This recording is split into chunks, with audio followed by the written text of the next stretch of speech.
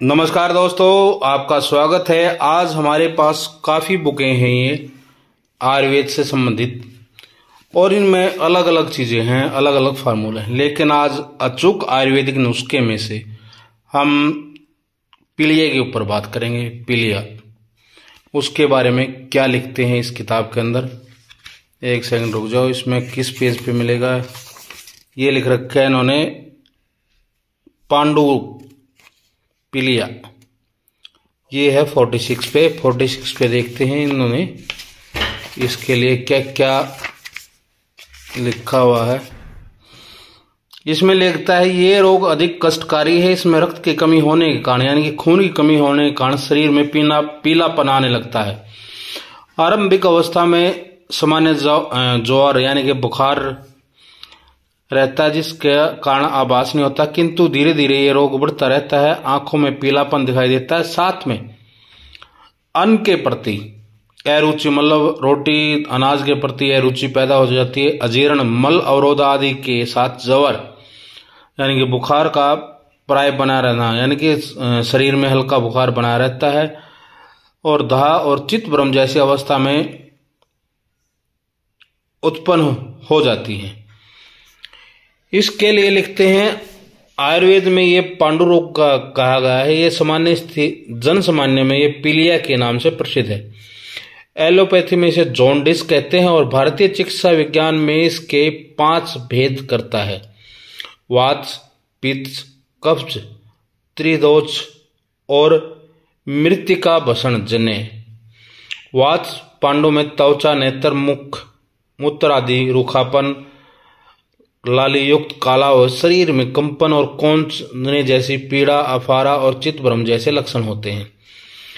पित्त पांडु यानी कि पित्त पीलिया रोग में मल मूत्र, नेत्र में पीलापन आ जाता है, और शरीर में दाह के साथ प्यास भी बढ़ जाती है। मल पतला होता है, शरीर पीला पड़ जाता है, साथ में ज्वर उत्पन्न हो जाता है।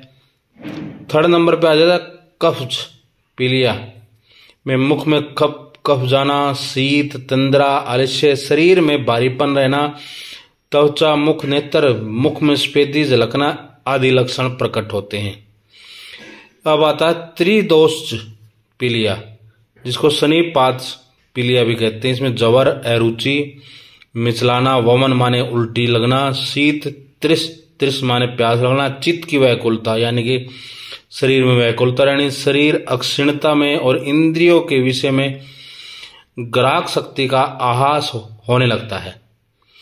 अब आता है मृत्तिका कांज पांडु यानी कि मृत्तिका कांज पीलिया में कसेली खट्टी खाने के, वात और खारी मीठी खाने से, पित्त और मीठी मीठी खाने से कफ दोष बढ़ जाता है। इसके कारण दोषानुरूपण लक्षण उत्पन्न होते हैं।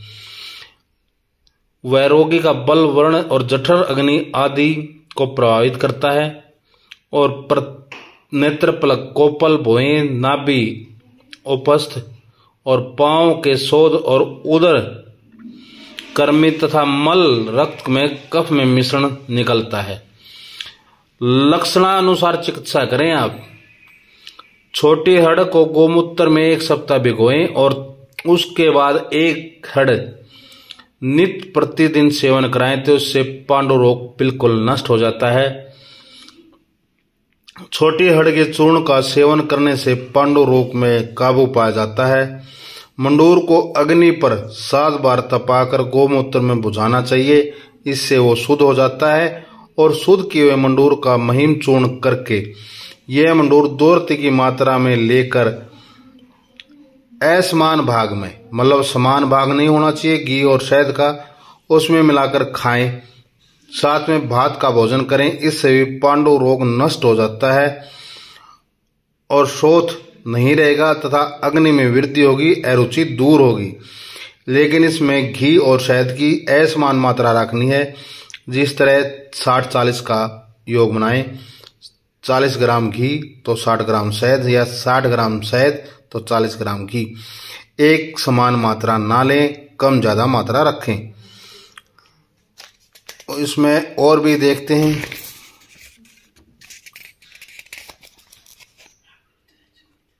इसमें 4 नंबर पर लिखा है निशोथ और इंद्रायण के चूर को मिश्री के साथ सेवन करने से पांडु तथा कमाला में भी लाभ होता है। गिलोय का सवरस शहद में मिलाकर प्रातःकाल सेवन करने से भी कमाला रोग दूर होता है।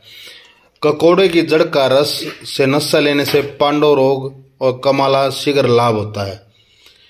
पुनर्वा साठी, मैंने पहले भी पुनर्वा के ऊपर वीडियो डाली थी, वही बात आ जाती है। पुनर्वा साठी हरड़, नीम की छाल, दारू, हल्दी, कुटकी, परवल के पत्ते, गिलोय और छोंट का कवात विधि पूर्वक पकाकर उसमें गोमूत्र डालकर सेवन कराएं। इससे पांडु रोग, खांसी, उदर रोग, श्वास, शूल व सर्वांग शोथ में शीघ्र लाभ होता है। 8 नंबर पे कहते हैं हल्दी, दारू, हल्दी, त्रिफला, कुटकी 10-10 ग्राम का चूर्ण करके उसमें 50 ग्राम लौंग में मिलाएं और 2 रत्ती की मात्रा में शहद और गोदरत के साथ प्रयोग करें।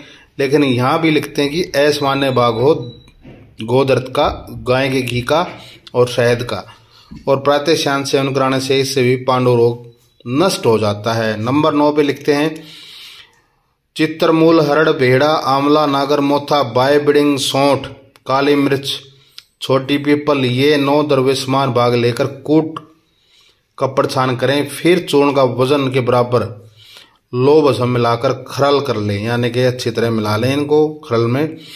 इस चूर्ण की उचित मात्रा में रोग अनुसार असमान भाग शहद और गोदरत से चटाकर ऊपर से अथवा गोमूत्र पीना चाहिए। कैसा भी पांडु रोग हो, घोर से घोर पांडु रोग हो, त्रिदोष आदि भी नष्ट हो जाएगा। भगंदर, शोथ, कुष्ठ, उदर विकार, अरस माने बवासीर, मद, अग्नि, रुचि, कर्मी रोगों में ये हितकारी है और बहुत ही लाभदायक है। तो पीलिया के ऊपर इन्होंने 9 योग दिए, 9 के 9 योग आपको मैंने साझा किया।